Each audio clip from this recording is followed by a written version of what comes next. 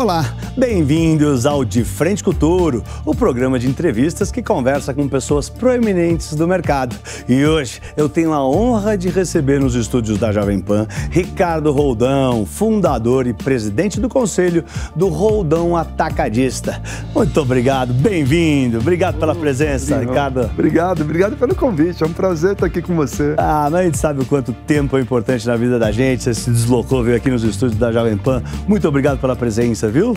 Prazer é meu. Muito bacana. Conta um pouco então para os nossos espectadores de casa, como é que tá o Roldão hoje? A gente já vai entrar nos detalhes dele, mas conta um pouco do Roldão. Tá bom, então conta um pouco do Roldão e como é que ele tá hoje. Pablo, hoje o Roldão está com 42 unidades, a gente está por volta de 6 mil colaboradores. Uau! E uma projeção de faturamento de 4,8 bi. Caramba! Quanto cresceu nos últimos anos? Rapaz, a gente veio de uma unidade em 2001. Puxa vida! Para 42 lojas hoje. Mas é que esse movimento do atacarejo no Brasil, ele já vem crescendo há alguns anos, né? Sempre 2 dígitos. Eu acho que desde 12, 13, vem um movimento de 2 dígitos até hoje, né? O que é exatamente o atacarejo, né? Claro que todo mundo sabe o que é atacado, o que é varejo, mas o que é o atacarejo, para o pessoal de casa entender? Na verdade, o atacado de autosserviço, ele foi criado para atender pequenos comerciantes na periferia. Mas como o custo do produto era muito acessível, passou a atender a população com uma condição econômica menor nas periferias das grandes cidades. Mas o modelo ele foi evoluindo e hoje ele atende o público de A a E, é impressionante. Legal. Hoje, todo mundo frequenta o atacarejo, compra no atacarejo, porque a gente tem uma diferença de preço em relação ao varejo de autosserviço, que já foi bem maior, né? Foi na média Brasil, em torno de 12%, 13%, e hoje está em torno de 6%. Mas mesmo assim continua mais barato, né? Continua mais barato. Continua valendo a pena. São Paulo é o mercado mais competitivo do Brasil, e em São Paulo ainda a diferença é entre 10% e 11% do mercado das redes de supermercados normais. Entendi. E qual que é o posicionamento, né? A posição do Roldão hoje no mercado de distribuição brasileiro? O Roldão hoje está entre os 15 maiores atacadistas do Brasil. Atacadista, varejista, né? Porque quem responde o ranking tem atacadista puro, tem atacadista com varejo dentro, tem atacadista com atacadista de distribuição. Mas se você for considerar os grupos no Brasil, nós estamos entre os 16 maiores. E aí, conversando com você estava me contando, né, que seu pai teve um papel importante no desenvolvimento da empresa. De onde veio essa veia empreendedora da sua família? Acho que todo imigrante, né, Pablo? Meu pai é um imigrante português. Acho que todo imigrante vem com aquela gana de vencer, né? Sim. E vai empreender, né? Não conhece ninguém, é melhor empreender. Eu costumo falar com os meus filhos, se você quer ganhar dinheiro, empreenda, porque é o caminho mais rápido, né? E o meu pai, ele tinha ele era um feirante, que ele teve uns problemas de saúde, teve que ficar 6 meses afastado, e quando ele voltou, ele começou a vender linguiça com um Fusca. O Fusca Azul? É, o Fusca Azul. E depois de 1 ano, ele comprou uma Kombi e contratou eu como primeiro funcionário. Então era eu, meu pai e uma Kombi. Que demais. Mas eu tinha 11 anos de idade, né? Mas eu também ouvi dizer que foi você que teve a ideia em algum momento da empresa de começar a tirar os pedidos antes de sair para vender. E aí que virou o distribuidor. Exatamente, porque antes a gente éramos como os ambulantes, né? Colocava os produtos na Kombi e saía vendendo, ponto a ponto, né? Sempre B2B, é importante frisar isso, né? Com os comerciantes e tal. Aí tinha produto que sobrava, tinha produto que faltava, e foi aí que eu tive a ideia, eu devia ter uns 15, 16 anos, foi a primeira grande mudança, né? Onde eu mudei de ambulante para um distribuidor. Claro. E falando nisso do que faltava, que sobrava, quais foram as principais dificuldades no começo do Roldão? Você sabe que, na verdade, Pablo, quando você começa um negócio do zero, é algo que vai evoluindo, né? É o que eu chamo daqueles empreendedor raiz mesmo. Sim, sim. Aquele empreendedor pela necessidade. Claro. Porque hoje em dia tem muito empreendedor, e eu respeito, que levanta capital, que até mesmo um passado recente, a turma queimava a caixa para fazer o negócio rampar, etc.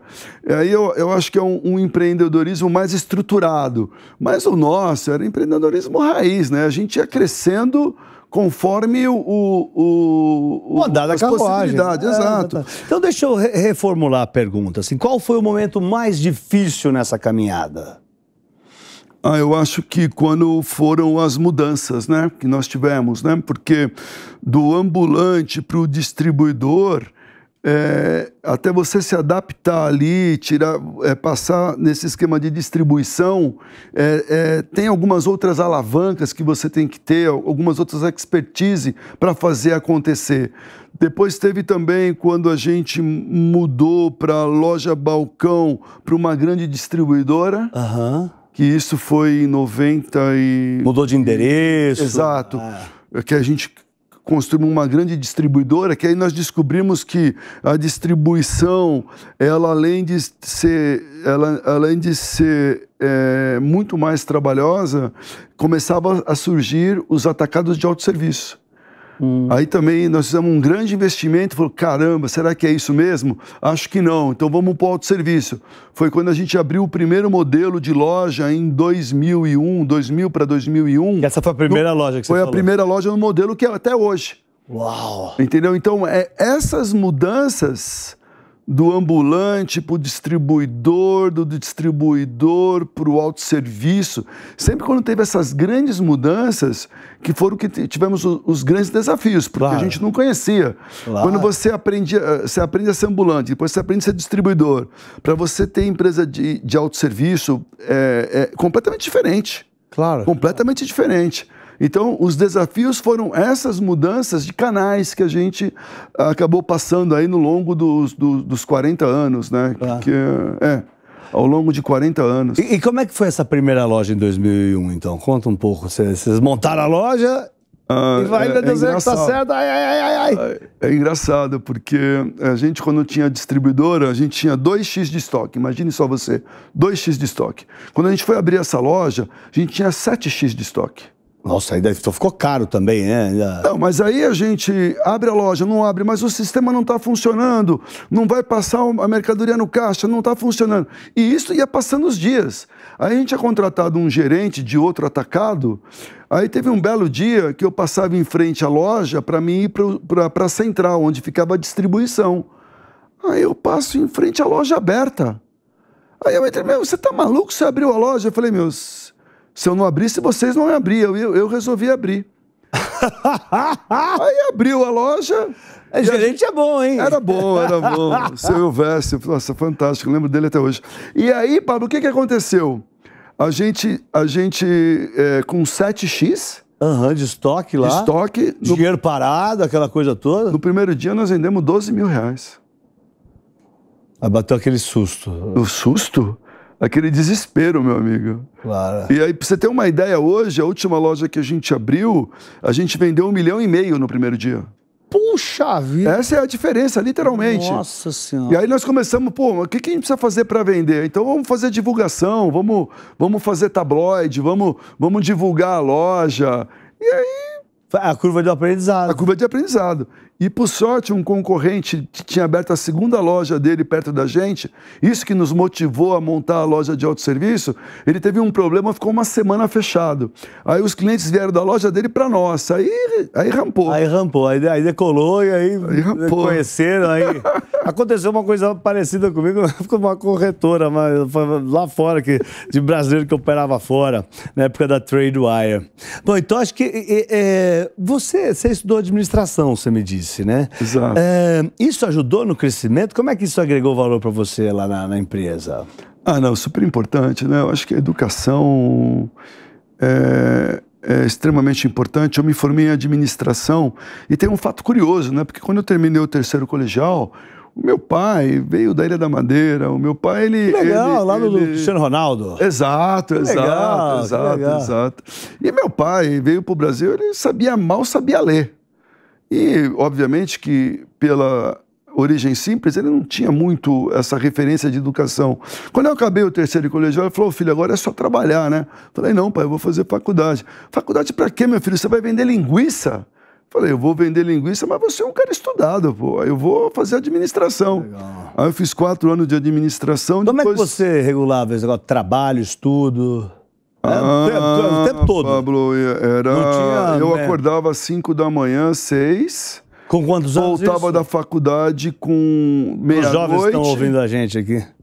Não, eu entrei na faculdade, eu tinha 17 anos. Com 17 anos você acordava às 5 e ia até meia-noite, todo dia. Exato. Não tinha mimimi, Não tinha mimimi, não existe esse negócio de part-time CEO, né? Não. Eu quero ser CEO meio período. Não. Isso aí não tem. Ou você se dedica muito, ou não dá certo. É isso, né? E como a minha faculdade não era das melhores, eu acabei depois fazendo uma pós-graduação na FIA em finanças. E long life learning, né? Eu adoro, eu continuo aprendendo até hoje. Eu participo de muitos seminários na Fundação Dom Cabral, na FGV, através lá de uma organização que eu faço parte. Não, você falou das coisas que vocês estão lá estudando para melhorar a empresa, coisas de Harvard, estudos lá de fora que vocês também pegam. Né? A gente tem alguns fornecedores que patrocinam MIT, Bocconi, universidades do mundo inteiro para ajudar você a melhorar a sua operação, né? Tá. E o Roldão, ele começou, como muitas outras empresas, né, nesse modelo familiar, né? Que vantagens e desvantagens você vê nesse modelo? Mas quando a gente fala para alguém, olha, tem a dor do dono. Tem muito executivo que tem a dor do dono. Mas o dono, 100% das vezes, ele tem a dor do dono, né? Então, eu acho que as empresas familiares, as quais têm no comando um acionista da família, eu acho que ele tem mais coerência, ele tem mais assertividade, ele está mais comprometido a longo prazo. Menos conflito de interesse. Menos conflito de interesse, ele está comprometido a longo prazo e... Eu acredito, e também nada contra, tem excelentes executivos pessoas fantásticas, mas acho que a vantagem de ter alguém da família, além de trazer segurança para os demais acionistas, eu acredito... É o verdadeiro skin on the game. Exato. O verdadeiro skin on the game. O outro pode estar, mas não é da família. Não, acho que nós já tivemos executivos comandando as empresas. Eu tenho outras empresas que são executivos que tocam, né? O nosso fundo, a parte financeira, parte de real estate, mas são pessoas excelentes também. Claro. Mas eu acho que quando você consegue ter uma empresa familiar tocada por acionistas da família e tem governança, eu acho que é a melhor combinação. Viu, vocês, durante toda essa caminhada da Roldão, enfrentaram vários períodos turbulentos, com muitos desafios econômicos. Como que foi navegar nos períodos difíceis e turbulentos da economia? E que dica você dá para quem está em casa, né, que está empreendendo nesses momentos difíceis? Eu acho, Pablo, que a frase que eu mais gosto, que representa o empreendedor é aquele cara que vive com incerteza 24 horas por dia. Então, acho que é a dica. Cara, vai dar certo, não vai? Eu acho que sempre olhar pelo lado positivo, sempre pelo lado da oportunidade. O mundo está desabando, mas sempre tem uma oportunidade. Você ser positivo em relação a isso. Eu tenho uma história do chinês, né, que eu gosto muito de um livro chamado Inteligência Emocional, que o chinês ele sempre olhava o lado positivo, sempre. Sempre. Acontecia alguma coisa, o pessoal ia falar, pô, que pena. Ele falava, não, isso pode ser bom, pode ser ruim, pode ser bom, pode ser ruim. Ele sempre olhava pelo lado positivo. E no nosso caso, por incrível que pareça, como a gente estava posicionado no canal de atacado, toda vez que tem uma crise, toda vez que tem alta de inflação, toda vez que tem poder perca de poder de compra, toda vez que tem alta de juros, o consumidor ele fica mais racional. É isso, por incrível que pareça, é isso que fez o atacado, o atacarejo crescer muito no Brasil. Porque a população entendia que nesse canal ela ia conseguir economizar. Então você pega lá 2002 com o Lula, aquela expectativa do Lula que tinha sido eleito, dólar a R$5, inflação, vai acabar o Brasil. Não, foi bom. 2008, subprime, foi bom. Dilma, 2014, foi bom.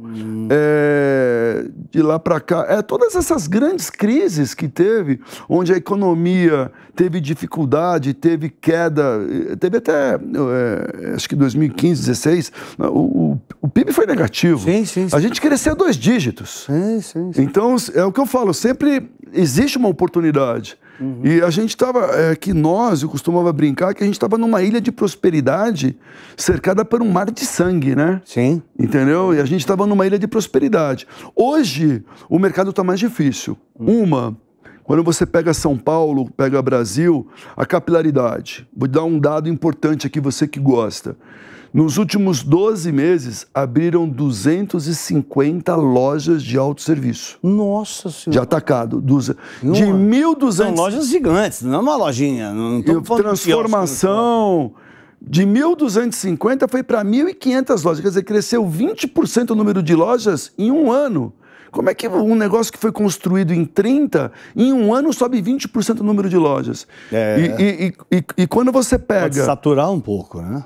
E quando você pega 300 lojas que já existiam, elas passam a não ter crescimento e sim ter decréscimo. Claro. Elas passam a não crescer e perder em relação ao ano passado. Então a gente vive um momento hoje também de juros altos, inflação alta, perda do poder de renda da população. Você pega uma população extremamente endividada, então a competição ela é muito maior e obviamente que como sempre, a gente tem que tentar enxergar aqui como que você consegue ver uma oportunidade, até mesmo de uma questão de difusão, de aquisição. Isso vai ter que ocorrer para regular o mercado, porque abriram-se muitas lojas. Essa história que você contou do chinês é aquela que, sei lá, ele tinha um cavalo, aí o cavalo foge. Exato. Aí veio o vizinho e fala, seu cavalo fugiu, que horror. Ele fala, não sei. Aí pode ser bom, pode ser ruim. O cavalo volta com 12. Aí o filho dele sai para andar no cavalo novo, quebra o braço. Aí fala, pô, seu filho quebrou o braço. Exato. Que horror. Ele fala, não sei. Aí tem guerra, e o filho dele não vai porque tá com o braço quebrado. Exatamente. Essa é uma história muito bonita, muito legal mesmo. Eu gosto muito. É que se eu fosse contar aqui, ia demorar muito. Deu um touro de ouro aqui. Mas é inteligência emocional o livro, vocês vão gostar. Emocional. Bela dica. De qualquer maneira, assim, o setor de distribuição evoluiu muito no Brasil, desde que vocês começaram. E vocês fizeram parte de toda essa evolução. Como é que vocês agregaram valor para esse mercado, né? Como é que vocês ajudaram na evolução do mercado de distribuição no Brasil? O que acontece? O atacado de autosserviço, ele acabou fazendo o papel de distribuição para o pequeno comerciante a partir de 94. Não sei se você se lembra, né? Você era jovem, né, Pablo? Em 94. Eu não sou novo, não. Viu? Era um meninão em 94, onde a inflação era 80% ao mês, ao ano, nem lembro mais. Sim. E em 94... Ao mês? Com o plano, era uma loucura. Era um mês. E com o plano real, com o plano real, com aquela estabilidade, começou a se ter milhares de empreendedores. Então o autosserviço, ele acabou fazendo um papel muito importante para a distribuição. Eu não sei se você lembra os caminhões que tinham na cidade para fazer distribuição no pequeno comércio, aqueles caminhões enormes da Brahma, da Coca-Cola. E aí quem faz esse papel hoje? São as lojas de autosserviço. Então, o cash and carry, o atacarejo hoje, ele ajuda na distribuição para o pequeno varejo, que hoje, para você ter uma ideia, já foi mais, agora é menor, a participação da pessoa física em faturamento nas nossas lojas já chega a 65%. Uau! E 35% é o PJ, que a gente chama, né? Que é o transformador, aquele que pega a farinha e o queijo faz a pizza, é o revendedor, aquele cara que pega o leite, a lata de ervilha, revende no mercado dele, e é o utilizador, que aí pode ser o estúdio aqui da Jovem Pan, se quiser ser cliente do Roldão, vai ser um prazer. As igrejas, escritórios, que usam os produtos para o consumo próprio dentro de um estabelecimento. E as pessoas físicas. Tá. E quais são os diferenciais do Roldão para continuar crescendo nesse mercado? Porque é difícil crescer hoje em dia, né? O que você estava falando. Olha, hoje eu acho que o maior diferencial... Sem contar nenhum segredo para a concorrência, claro. Não, mas eu acho que hoje, Pablo, o grande diferencial é você conhecer o cliente. Tá. É você conhecer esse cliente, mas conhecer ele a fundo. Conhecer o Pablo. O Pablo gosta de fazer churrasco no sábado. O Pablo tem... Gosta de tal carne. Tal carne. O Pablo... o Pablo tem tantos filhos, mas os filhos são pequenos. Fralda. Vai precisar de fralda. Então você tem que conhecer o cliente. Ele viaja. Então você tem que passar para o Pablo ofertas direcionadas de acordo com o seu perfil de consumo. Isso vai fazer muita diferença, porque e hoje a disputa... com tecnologia? Tecnologia, com CRM. Porque a disputa pelo cliente é tão grande, tão grande, tão grande, que daqui a pouco, Pablo, eu brinco que a atacarejo vai estar que nem farmácia, né? Claro. Você vai num cruzamento, tem 4 farmácias, uma em cada esquina. Sim, sim. Então, qual que você vai escolher? Nem sabe, né? Às vezes você gosta das 4. Às vezes tem as 4. E tem uma pesquisa... mais fácil estacionar. Aí você pega a que é mais fácil estacional, aquela que você conhece, aquela que você sabe que tem um produto. Ou que você sabe que é mais barato. Ou aquela que te atraiu para uma promoção. Sim. Aquela que te atraiu para uma promoção, porque a gente tem um instituto de pesquisa que diz que o consumidor hoje, ele já frequenta 7 tipos de canais diferentes. Ou 7 tipos de varejistas diferentes. Olha só. Desde a farmácia, a padaria, o mercado, o supermercado, o hiper, o cash. Tá. Vocês hoje são uma empresa de capital fechado, né? E a gente sabe que vocês fazem questão de auditar os seus balanços, né? Que tratam muito bem a questão da governança corporativa, que vem muita importância na questão de ESG, ambiente social, essa coisa toda. Vocês devem receber muitas sondagens, né? Para abertura de capital. Tá? Vocês pretendem ir para a Bolsa, fazer o IPO da Roldão? A gente, obviamente, como todo varejista, sempre pensa numa estrutura de capital sólida, né? Pablo, a gente tentou abrir o capital em 2021, né? A gente estava ali na cara do gol para bater o pênalti. Foi Covid? O que foi? Não, já estava no meio do Covid, sim, foi 21. Sim. Não, o mercado fechou, né? O juiz apitou, final de jogo, pode todo mundo pro vestiário. Foi ali que várias empresas... Não abriram e não abriram até hoje. Foi quando fechou a janela. Fechou totalmente a janela. Foi quando começou a alta de juros. Quando começou a alta de juros, aí o Brasil promoveu uma alta de juros do mundo. Mas só que hoje também, o que eu venho conversando com alguns bancos, o volume também, né, é importante, né? Então você tem que ter uma escala maior do que você teria que ter em 2021, né? Porque você vai lembrar que em 2021 até gente que vendia roupa usada abriu capital, né? Sim. Mudou completamente o perfil do investidor, o que ele espera. E ele, obviamente, quer que esteja um float de pelo menos 2, 3 bi, né? Porque senão... Então, para alcançar isso, vai demorar um pouco agora. Mas, por exemplo, alguma fusão ou aquisição, comprar alguém, vocês têm isso no radar? Eu acho que sim, a gente tem essa possibilidade de fazer fusão, eu acho que é uma das maneiras, hoje até mesmo, quando você olha os players maiores, você fica lá, porque a gente, tá bom, Ricardo, você fatura 4,5, 4,8, você é uma empresa gigante. Não sou. O segundo colocado fatura 55 e o primeiro fatura 100 bi. Quer dizer, então se esses caras que não são pequenos, mas também não são grandes, não pensarem em alguma estrutura para fazerem companhias de 10, 15, 20, para poder competir, porque esse é um mercado de escala. Entendi. Não, interessante, hein? E vocês têm planos de abrir novas lojas? Sim. Abrimos 3 lojas o ano passado. Mas algum novo segmento? Pretendemos abrir mais 3 esse ano. Então, desculpa, eu cortei você. Eu falei, repete, por favor. A gente abriu 3 e pretende abrir mais 3 esse ano. Tá. Algumas só no setor de varejo?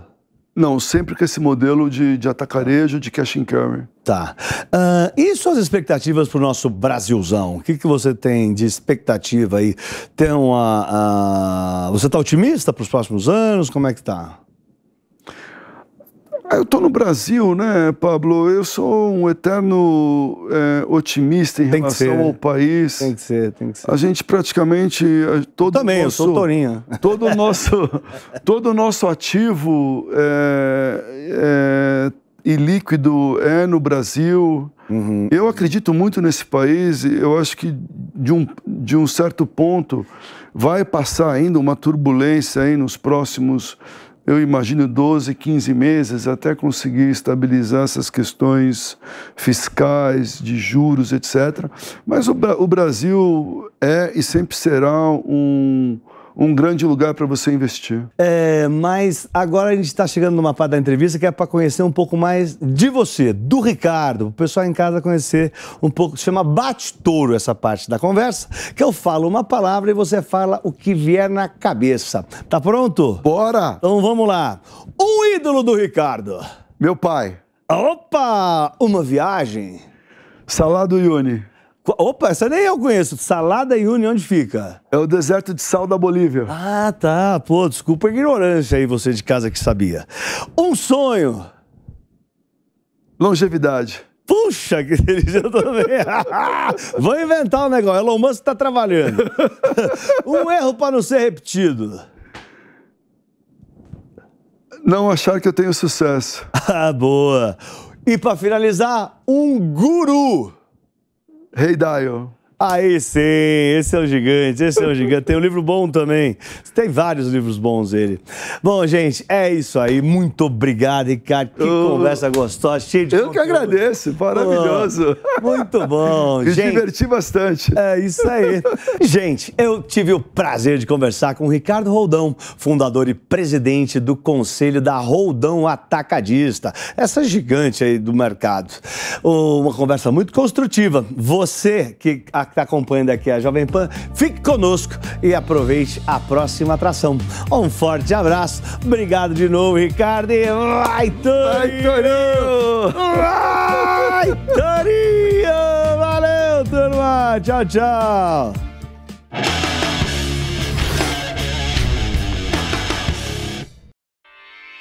Realização Jovem Pan News.